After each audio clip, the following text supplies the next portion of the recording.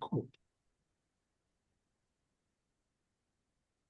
Welcome, welcome, welcome.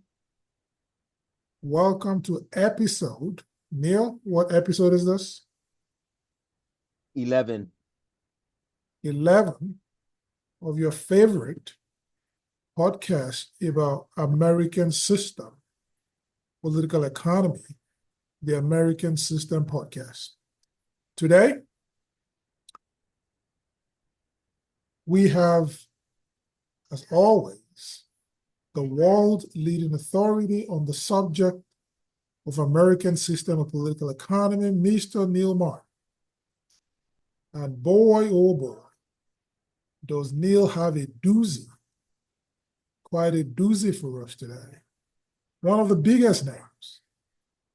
If you've never heard of this gentleman, Friedrich List, you are in for a treat. 1789 to 1846, he is also known as the father of the Zollverein. Get to know that word, the Zollverein.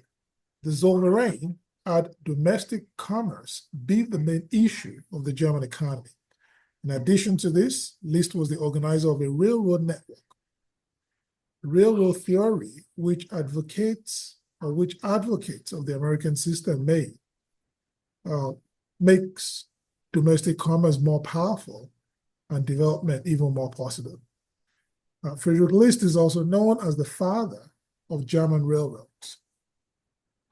To show List's understanding of the railroad, we quote from Larry Freeman and Marshall L. Bowen, EIR article first published in January 3, 1992. Quote, "If there were no roads, canals, and trains, there will be no markets. And without industry, farmers will still be peasants. But railroads and infrastructure also bring the power of science and manufacturing to all parts of the country, breaking up and transforming pastoral modes of existence with the more cultured and educated activities of city life." List is mainly known for his work on organizing for the German customs union called the Zollverein. List came to America at the bequest of General Marquis de Lafayette. List came to America to accompany him, Lafayette, on a tour of America. List had a prominent role when he came to the United States. He was writing a series of letters called The Outlines of American Political Economy. That was his role. He also attended the Harrisburg Convention, where Matthew Carey and Charles Ingersoll were key participants.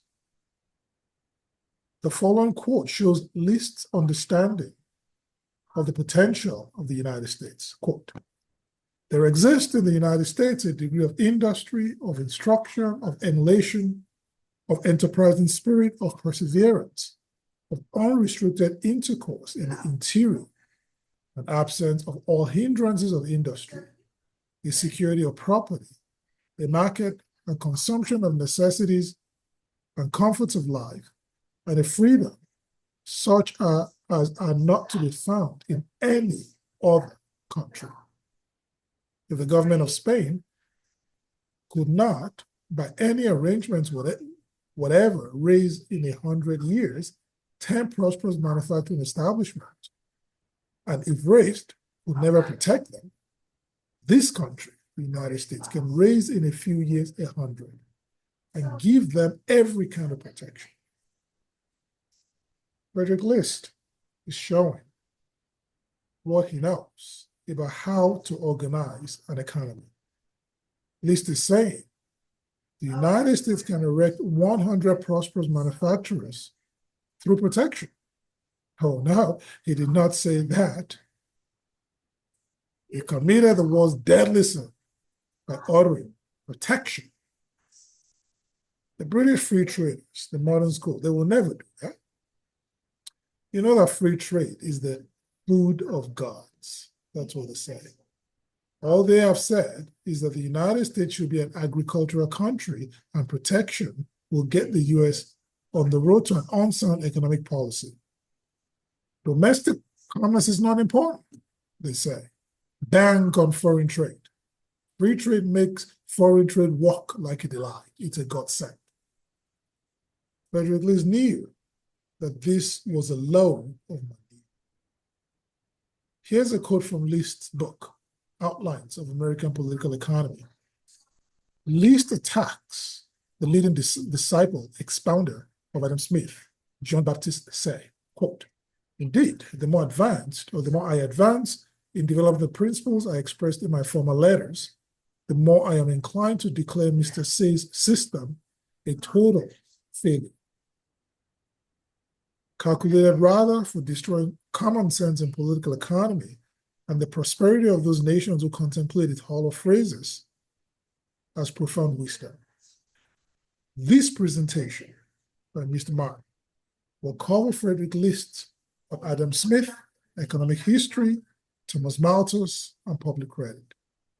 How List covered these four topics places him as the best economist of the first half of the 19th century. We will also have a surprise guest, a countryman of List.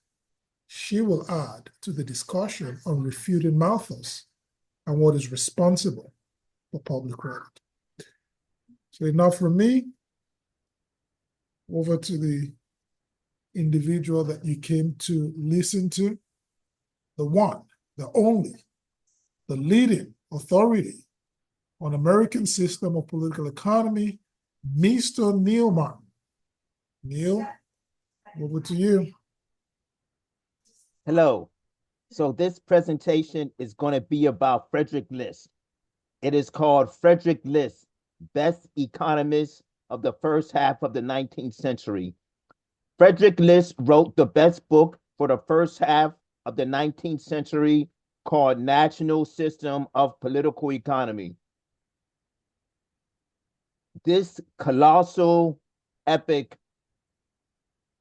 is one of my favorite books on political economy. Now, one of the reasons why this book is one of my favorite books on political economy is the refutations of Adam Smith, the refutations of the laissez-faire, his economic history, which has not been surpassed concerning Europe. Friedrich List's economic history on Europe is great, right? Then we also have Friedrich List on public credit. The presentation will cover the pure Satanism of Adam Smith. It'll cover the British and how they conduct trade treaties with nations such as Portugal, the 1703 Methuen Treaty, Thomas Malthus, and the subject of public credit. Victor, can you go to the next slideshow, please? Okay, so this is the best political economy book of the first half of the 19th century. National System of Political Economy by Friedrich List. Translated from German by G.A. Matthau, including the notes of French translation by Henry Ricolet, a pretty good economist, preliminary essay and notes by Stephen Caldwell, who was a good friend of Henry Carey. Caldwell is one of the best political economists of the 19th century. The first slideshow, please, Victor. Okay. No, the first one.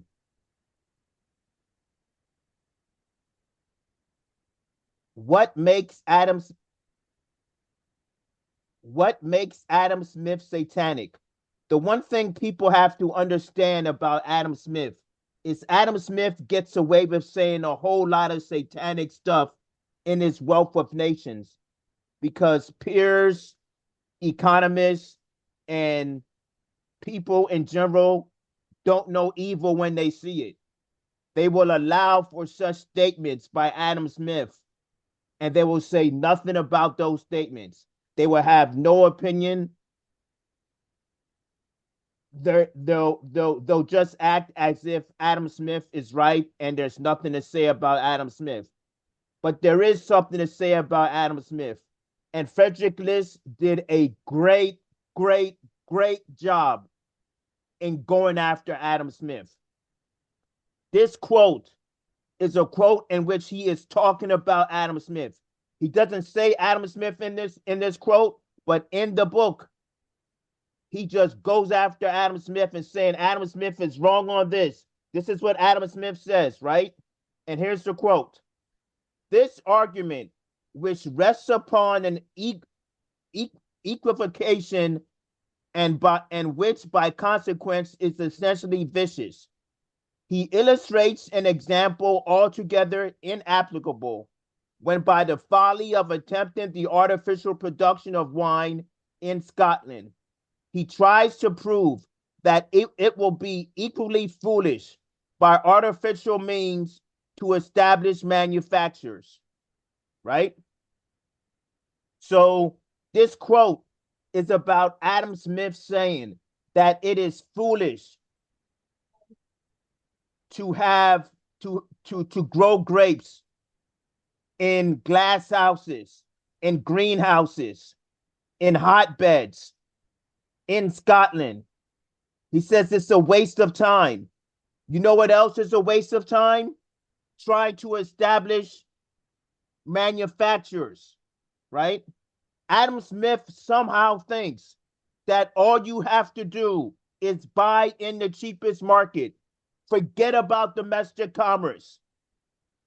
If you try to set up manufacturers and domestic commerce, oh my God, what you're doing is that you're trying to grow grapes in a glass house. You see that, right? So how come people don't see this as evil?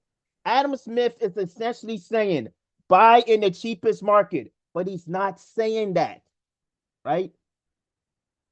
He is implying that. And what Adam Smith implies, people do not see. So Adam Smith is saying, oh, setting up manufacturers is just like growing grapes in a glass house. You're trying to do something in unsuitable conditions. Well, I'm sorry. If you want to talk about exotic industries, what about a silk manufacturer in Paris? What about silk manufacturers in England? What about textiles in England? What about textiles in Germany? What about textiles in France for cotton? Where was the cotton coming from? You can't get cotton from England. You were getting it from India and the United States and other parts of other parts of the world. But do the free trade economists say, oh, when the British set up cotton mills, even though they didn't grow their own cotton, they brought cotton, they brought raw materials. Let's just face it. Countries need raw materials. And even if they don't have raw materials, they should still have a textile industry because they will import the raw materials. There's nothing wrong with that if you don't have it. Adam Smith is pure evil. Why is Adam Smith saying that setting up manufacturers is the equivalent of growing grapes in a glass house, in a hotbed? Why is he saying this? He is fundamentally against national sovereignty. If he's fundamentally against national sovereignty, what is his view of government? Victor, the next slide. Actually, we're going to skip slide number 2 because I want to talk about other things in the presentation. Go to the next slide, Victor. All right. The government philosophy of Adam Smith is absolutely satanic, right? So we already heard Adam Smith saying, trying to set up manufacturers in a country is like trying to grow grapes in a glass house, on hotbeds, right? Now, this is Adam Smith's philosophy concerning manufacturing and its policy on manufacturing. What is his government philosophy? Could it be much worse? Let's find out. The passage cited from Dugard Stewart, who wrote a biography about Adam Smith, which is a very interesting read, contains the germ of Adam Smith's whole theory. Government should and can have no other task than to administer strict justice and to make taxes as light as possible. Statesmen who attempt to promote manufactures, increase shipping, encourage external trade, and protected by naval power, to found or acquire colonies, are in his view projectors who arrest the progress of society. In his eye, there is no nation. He regards only society, that is a union of individuals. Individuals know perfectly the business or industry which is most advantageous to them, and are perfectly capable of choosing the means which will conduct them to well-being. Pure evil. And Friedrich List hits it again. Friedrich List doesn't just stop one time in refuting Adam Smith. There's numerous examples of refutations of Adam Smith and perfect economic intel on Adam Smith, right? This is perfect economic intel on Adam Smith. So Adam Smith's thought on government is that government should have strict justice and make taxes as light as possible. You know what that sounds like? That sounds like the Contract on America by fascist Newt Gingrich and his neoconservatives. And that's what it is. Strict justice, make taxes light as possible. Government does not regulate trade and commerce. That's Adam Smith. How is that going to develop the mind of the human being? How is that going to create conditions where mankind can flourish? Who would in the right mind say that a legislature, in trying to increase shipping, encourage external trade, have a navy, promote manufacturers, how is that in any way halting the progress of society? Well, I have news for you all. The British do not want sovereign nation states. And if the British don't want sovereign nation states, they are going to do something that is not laissez-faire. They're going to organize for countries to destroy themselves and to kill them all, and to kill their own selves by thrusting a sword in their stomach. That's what the British want every trade partner of theirs to do, and every so-called ally, right?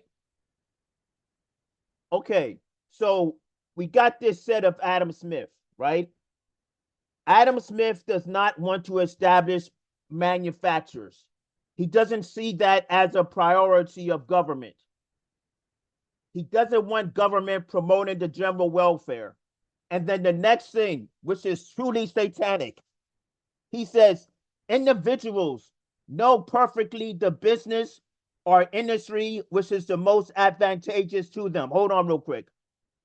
I forgot to mention on how Friedrich List says that Adam Smith doesn't acknowledge nations. He only talks about societies. Well, Adam Smith wrote the book, The Wealth of Nations, but it's not the wealth of nations. It's the wealth for monopolists. It's not the wealth of nations, right? So we got that covered. Then we're going to go with something satanic again of Adam Smith. He thinks that the population knows more about business and industry than any other person. that the legislatures don't know about this at all whatsoever. Adam Smith is of the opinion that the common man, the individual, knows his interests better than the government does. Right?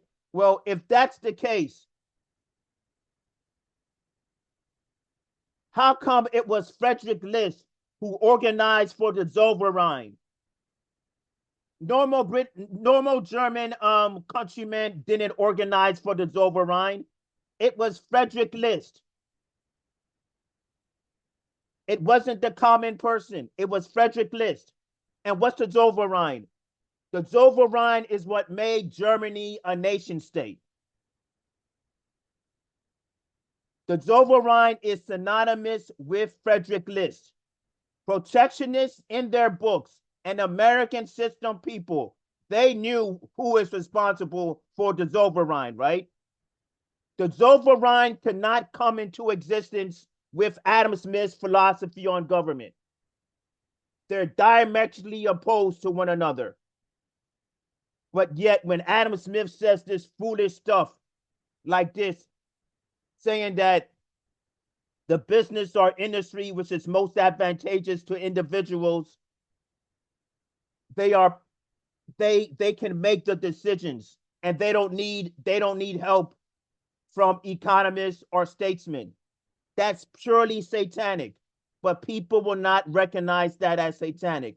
What makes Friedrich List such a good political economist and great economic historian, and who does a great job in economic intel, is that he knows how to find evil. He knows how to recognize evil. Today's political economists don't know how to do that. Next slide show, Victor. Okay. How did the British use Adam Smith's Wealth of Nations? The British weren't using the Wealth of Nations in England in the 18th century or early 19th century. The Wealth of Nations were for Britain's trading partners and other countries, so that Britain can monopolize foreign trade to other countries. The Wealth of Nations, as I state again, was not for the British. William Pitt the Younger, he was the youngest prime minister ever in the history of England. William Pitt was the first English statesman who understood the use that could be made of Adam Smith's cosmopolite theory. And it was not in vain that he had constantly with him a copy of the Wealth of Nations.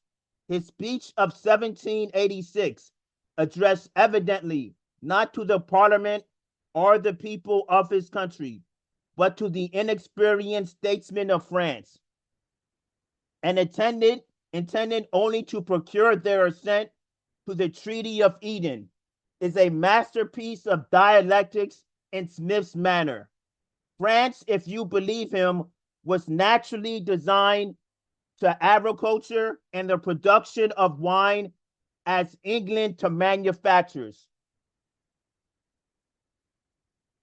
That is BS if I ever saw it. What we see is that William Pitt is not lecturing the British population about we need to implement Adam Smith's Wealth of Nations. What he is doing, right, which is not seen, if you go online and type down Eden Treaty, you will not see how William Pitt was instrumental in having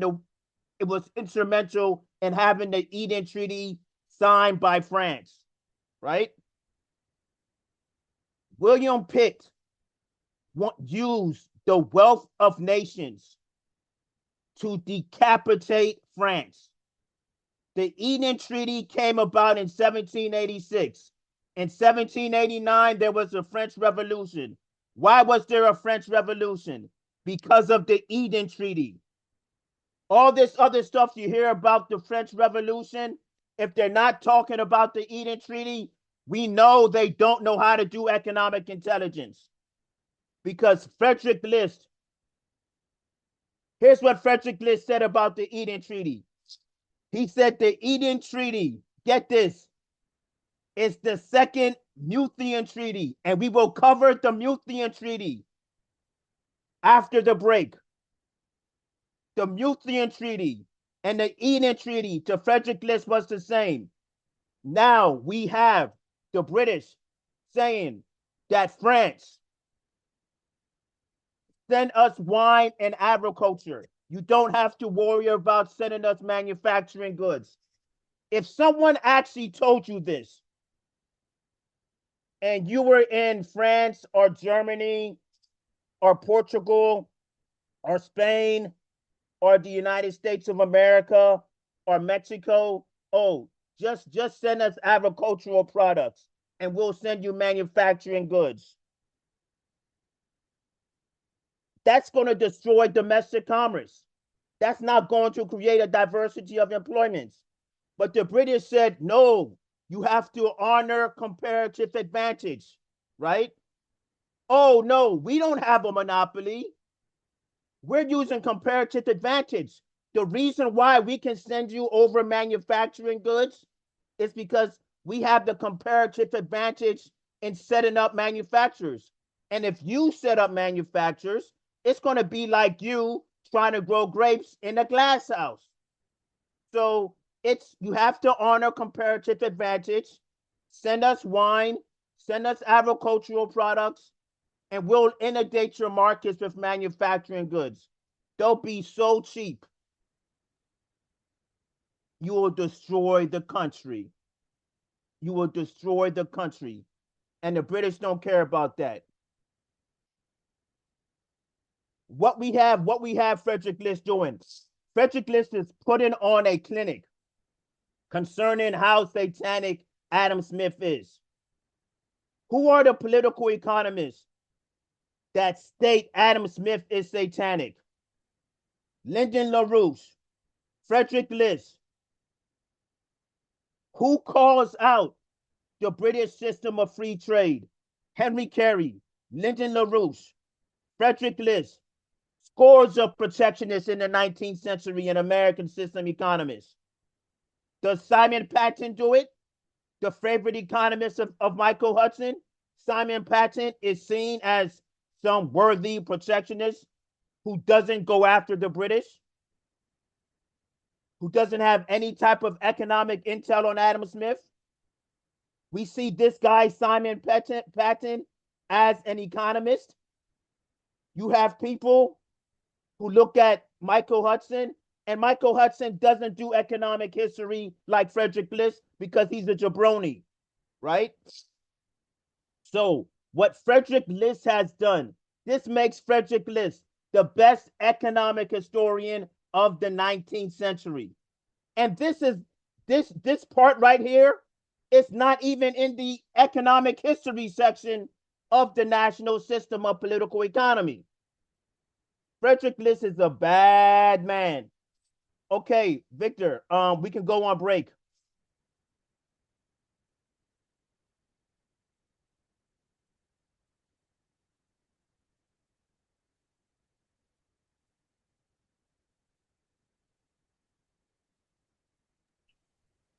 You all heard the man,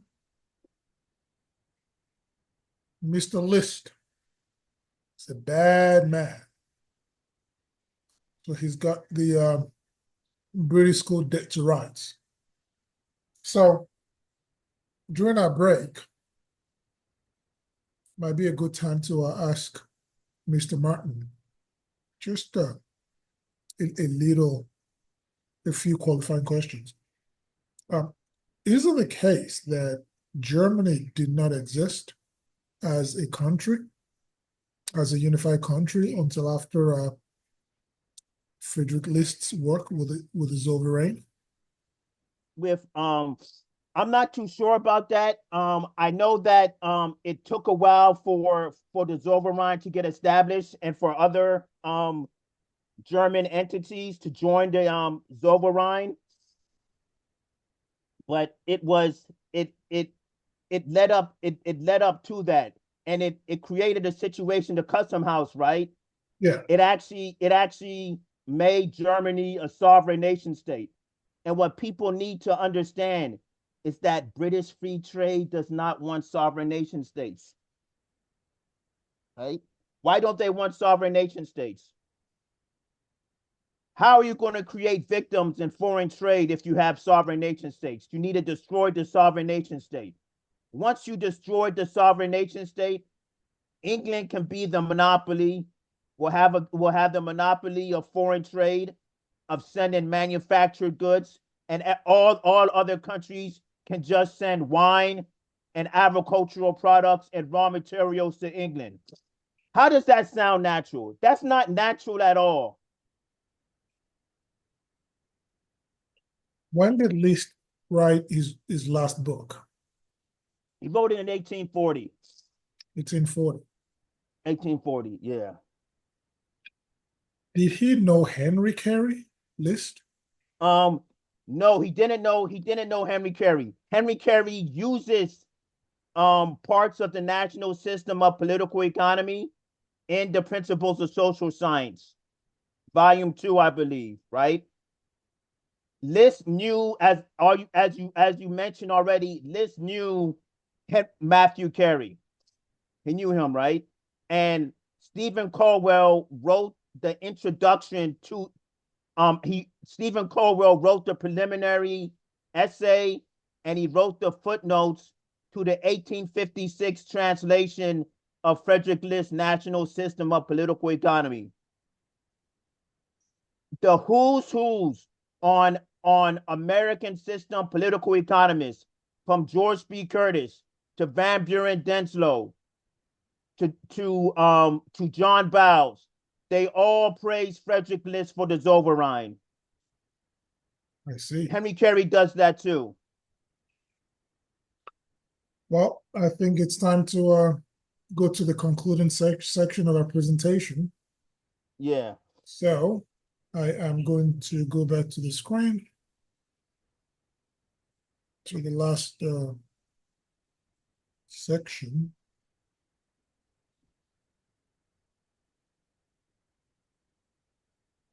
Is this the slide that you want, or do you want the next one? The next one. All right, ladies and gentlemen, here is the second part of the presentation on Friedrich List. Take it away. Okay. The Methuen Treaty, what it did to Portugal. The Methuen Treaty was signed in 1703 by the Portuguese and the British. This decapitated Portugal, and Portugal never recovered, right? The English continued that operation down to the present time. They drew off the precious metals received by the Portuguese from their colonies and exported a great part of them to China, where has been shown in speaking of England, they obtained for them goods which they exchanged upon the continent for raw materials. The yearly exports of England to Portugal exceeded the imports, thence 1 million pounds. The balance in favor of England depressed the rate of exchange 15% to the detriment of Portugal. We have a greater balance of trade with Portugal than with any other country whatsoever, says the author of The British Merchant, because of free trade. In his dedication to Sir Paul Methuen, the son of the celebrated minister, we have increased our exports thither from about 300,000 pounds a year to 1.5 million.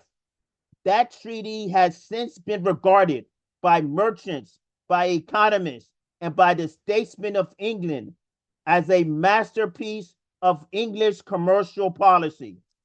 So what we're going to do with this, right, is that the British organized trade with Portugal to take their silver and gold.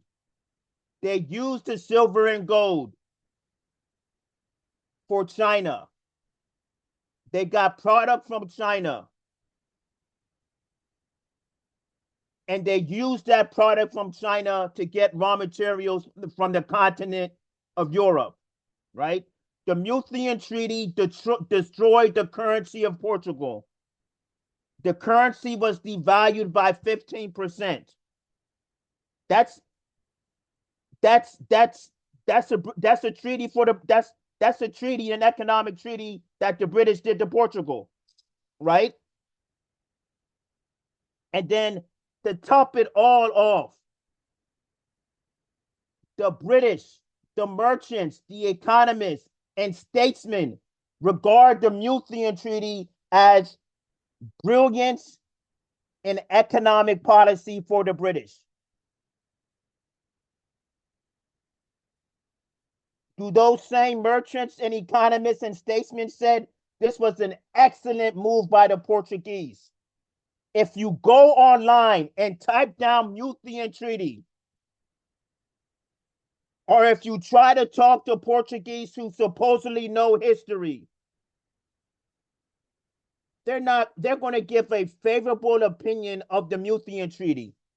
They're going to say, oh, we don't know if the Methuen Treaty did bad for the Portuguese economy.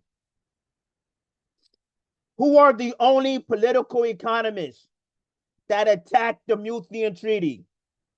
Protectionist and American system people. I name you 4 of them who did it. James Anderson, who wrote a book in the 1770s. His book called for, we need domestic commerce. We don't want an agricultural economy. The next person, Matthew Carey. Matthew Carey. I got word of James Anderson by reading Matthew Carey, right? The next person, Friedrich List, in the national system of political economy. And the last person, there's more. Henry Carey talks about the Methuen Treaty. No British free trader talks about it. Karl Marx doesn't talk about it. Karl Marx doesn't understand economic intelligence. If the free traders knew economic intelligence, they would have spoke about the Methuen Treaty and what it did to Portugal.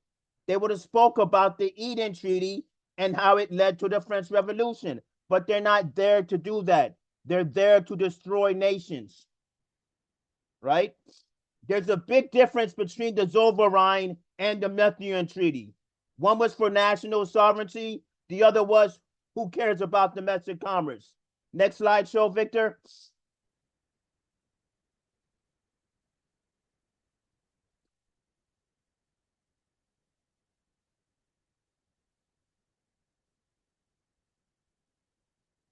Okay, the true nature of the British. Did not the English from that time enjoy a monopoly of the Portuguese market for products manufactured by them and of which they also possessed the raw material? Did they not find in this trade full compensation for the heavy duties? Did not the course of exchange favor the consumption of Portuguese wines in England by the difference of 15%? Did not the exportation of French and German wines to England nearly altogether cease? Did not the gold and silver of Portugal furnish England the means of buying in large stocks of goods, and buying in India large stocks of goods with which the continent was inundated? Were not the manufacturers of cloth in Portugal entirely ruined for the benefit of the English manufacturers?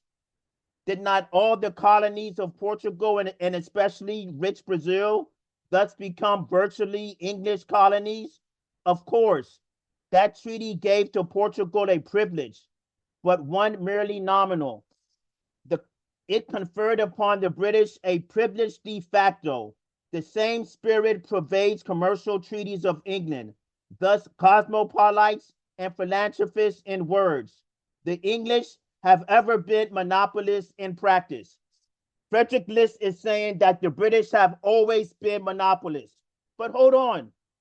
British free trade says, no, free trade fights against monopoly. Let me tell you something.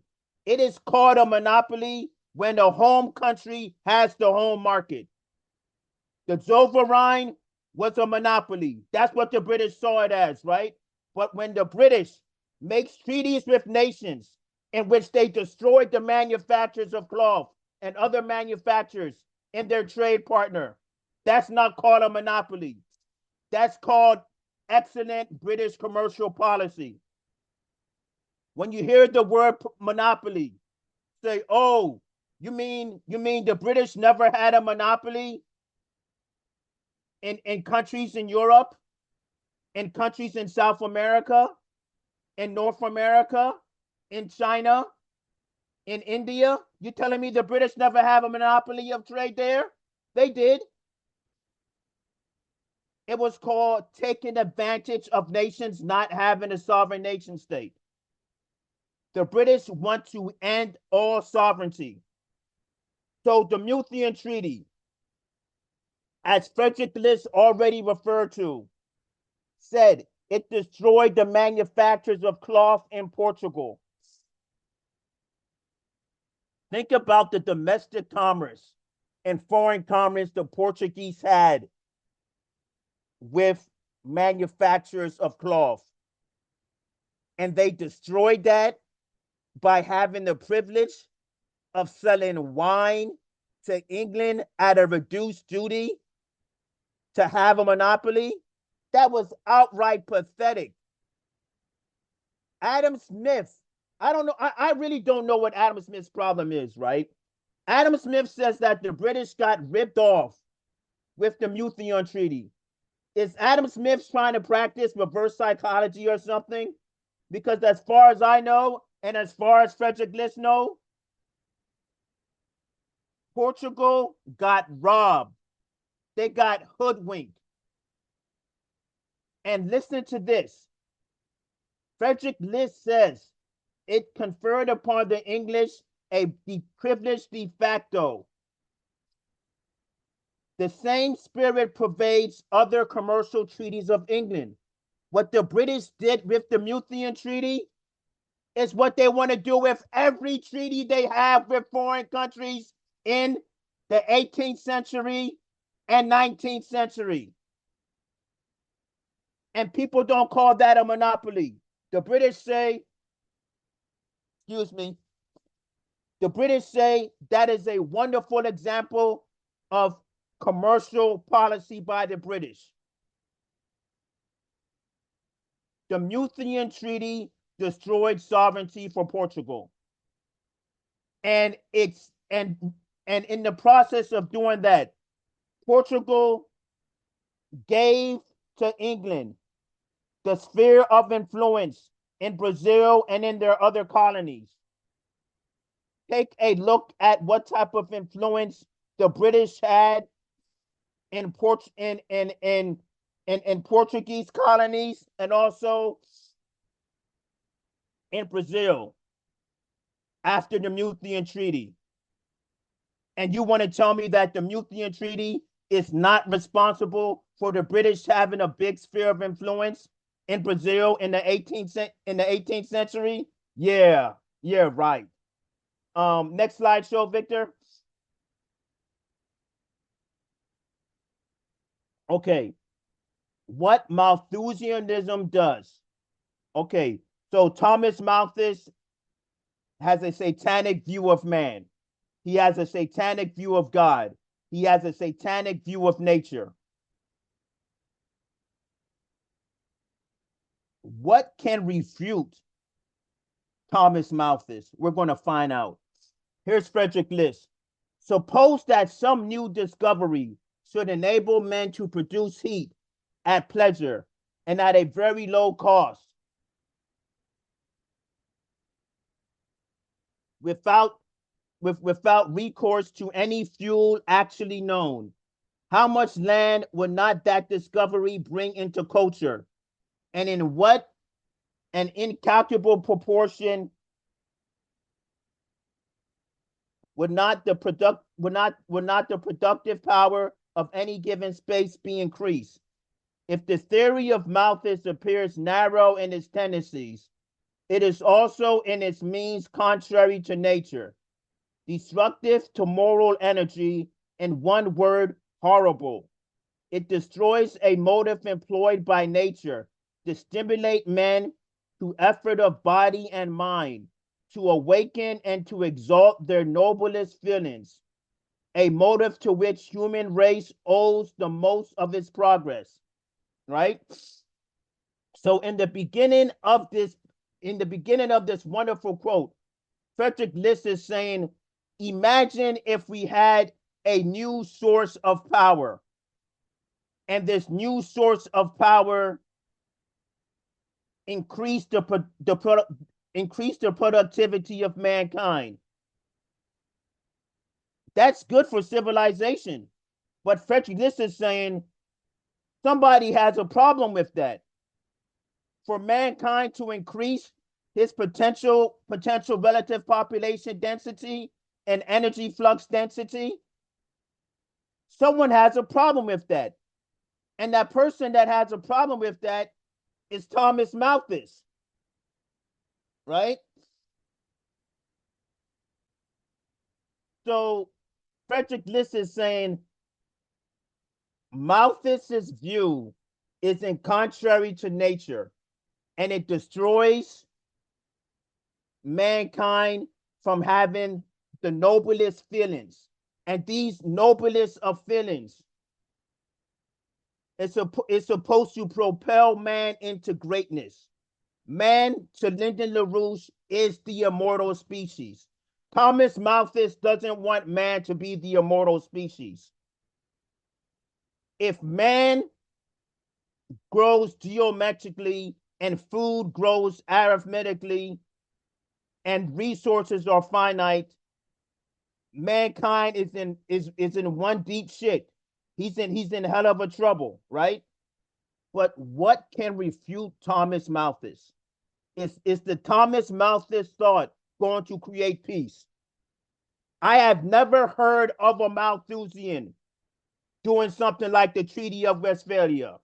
I've never heard anything like Thomas Malthus doing something like the New Silk Road, the Eurasian Land Bridge. I have never heard anybody who was a Malthusian to speak of man like Henry C. Carey, like Lyndon LaRouche, and Helga Zepp LaRouche. Who is the German countryman that Victor told us about that is going to refute Thomas Malthus and who is going to provide us with the statesmanship that is needed? Because Thomas Malthus is not a statesman. The whole purpose of a statesman is to increase the potential relative population density and to always make sure that man is the immortal species. And what I'm going to do, I'm going to read you number 10 of Helga Zepp LaRouche's 10 principles. She presented this at a conference calling for stopping nuclear war because we are close to thermonuclear war because of the Malthusians, the Ricardo Malthusians, the British free trade system. That's why we're close to thermonuclear war. And here's what Helga Zepp LaRouche said. The basic assumption for the new paradigm is that man is fundamentally good and capable to infinitely perfect the creativity of his mind and the beauty of his soul, and being the most advanced geological force in the universe, which proves that the lawfulness of the mind and that of the physical universe are in correspondence and cohesion, and that all evil is the result of a lack of development and therefore can be overcome. A new world economic order is emerging, involving the vast majority of the countries of the global south. The European nations and the US must not fight this effort, but by joining hands with the developing countries, cooperate to shape the next epoch of the development of the human species, to become a renaissance of the highest and most noble expressions of creativity. Let us therefore create an international movement of world citizens who work together to shape the next phase in the evolution of mankind. The new epoch. World citizens of all countries unite.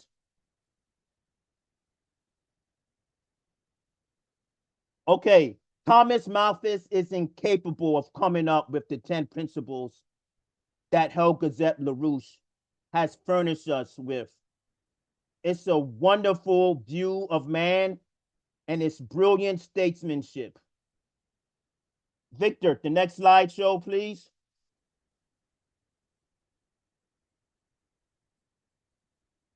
Okay. The game changer in economic statecraft is, I know it's not Malthus. I know it's not British free trade.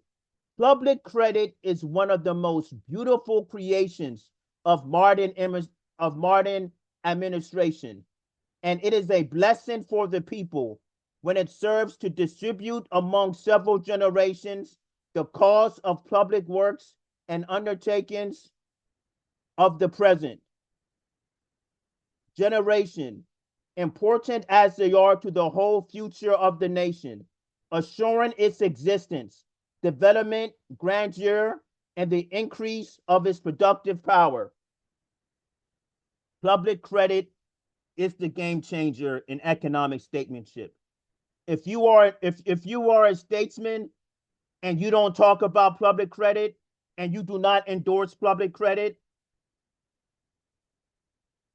you're on team Ricardo you're on team Ricardo Malthus, right? Public credit is beautiful. In order to have public credit, you need a high view of man, right? So if we have public credit, okay, so Helga Zepp LaRouche, she's all in on public credit. Lyndon LaRouche, her husband, who died in 2019, all in on public credit. But what drove them to public credit? What drove them to say governments need to be sovereign? Governments need public credit. Their view of man, right? If you do not have a high view of man, you are not going to create public credit, right? So I'm gonna say part of the 10th principle because it's so beautiful, right? Man is fundamentally good and capable of infinitely perfect the creativity of his mind and the beauty of his soul, and being the most advanced geological force in the universe, which proves that the lawfulness of the mind and that of the physical universe are in correspondence and cohesion, and that all evil is the result of a lack of development, and therefore can be overcome. The lack of development is the result, is evil, right? So here we have a situation where Helga Zepp LaRouche is saying that mankind needs to develop. She is saying that the mind can infinitely perfect itself. She is saying man is fundamentally good. She is saying mankind has a beautiful soul, and she endorses public credit. Helga Zepp LaRouche is the ultimate statesman in the world today. Her policy of the 10 principles needs to be endorsed, right? But going back with public credit, right? There is no public credit without a high view of man, a spirit that the Ricardo Malthusian school has banned. The high view of man also has the loftiest expectations on government. We're bringing in somebody else now who had a lofty expectation on government, who wrote about public credit in the 1790s, none other than His Excellency Alexander Hamilton. Here's what Alexander Hamilton said about his view of man and view of government in the report on public credit. It cannot but merit particular attention that among ourselves, the most enlightened friends of good government are those whose expectations are the highest. This disqualifies Malthus and Ricardo because they don't have a high view of man. They don't have lofty expectations on government. To them, As with the Adam Smith theory, strict justice, light taxes as much as possible, and laissez-faire. Laissez-faire is incapable of actually having a good view of man and public credit. Now, this whole thing with public credit comes about. You have public credit, which creates national debt, right? National debt is not dangerous. It doesn't have to be dangerous. National debt is a blessing, but more than that, national debt is a national ability. It's the ability for the government to show how creative it is. And where did I get this from? I got this from Edward King, who wrote a wonderful pamphlet in 1793 calling for the British government, even though they had the Bank of England, he said, we need a national bank. That's what he said, right? So we're taking a look at this, right? And what type of mission does a statesman have for the present? Well, if you take a look at Thomas Malthus or David Ricardo or Adam Smith, they don't have a mission for them. They want them to think that man is a beast. That's not going to work. Man is not a beast, right? We have a situation in the United States of America where we have spent trillions of dollars on wars for the past 20 years, and then with a horrible foreign policy. Why can't this be dedicated towards public credit to build the infrastructure in the United States of America and spearhead the drive in developing countries and being a part of the Belt and Road Initiative? Who is going to say that the United States of America should join the Belt and Road Initiative? No presidential candidate has said that. Helga Zepp LaRouche said that. Helga Zepp LaRouche provides one of the most excellent refutations of Thomas Malthus. Donald Trump doesn't do that. Kamala Harris doesn't do that. They're all inadequate, right? Laissez-faire is not accepted by Helga Zepp LaRouche, but laissez-faire is accepted by the leadership in Europe and the leadership in the United States of America. Have you ever seen a politician talk about public credit, private credit? No, but we have seen them talk about public-private partnership and pay-as-you-go system. The jabroni John Kerry, when he was running for president in 2004, proposed a pay-as-you-go system to build infrastructure in the United States of America. He should have been disqualified from running for president when he said that bunch of crap, right? Because the government must show ability. The government must not show weakness. And what does this ability have to do? This ability has to show that the government is dedicated to the general welfare. If a statesman does not show that he is dedicated to the general welfare, how in the world is he or she going to talk about public credit, right? What we need today, we do not need the government philosophy of Adam Smith. What we want to see the statesmanship of a Helga Zepp LaRouche, a Hamilton, and a List. That's what we want to see. And if we're talking about Friedrich List's national system of political economy, that's statesmanship. That is the ultimate guide for statesmanship for the 19th century for political economy books. And Friedrich List wrote the best book in political economy for the first half of the 19th century. Free trade doesn't come close. British free trade doesn't get the job done, right? Because British free trade can't do nothing at all to make mankind the immortal species. Free trade cannot propose a policy such as public credit.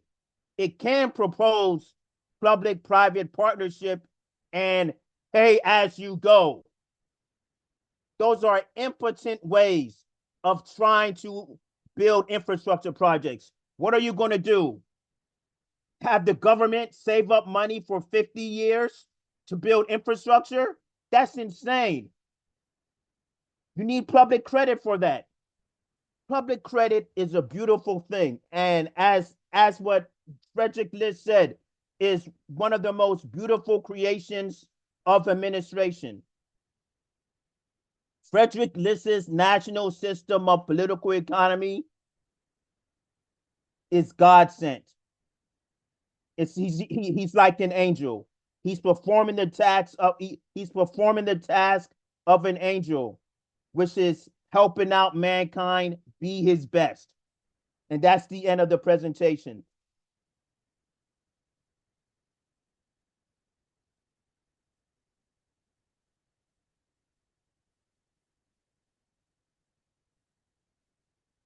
I don't hear you, Victor.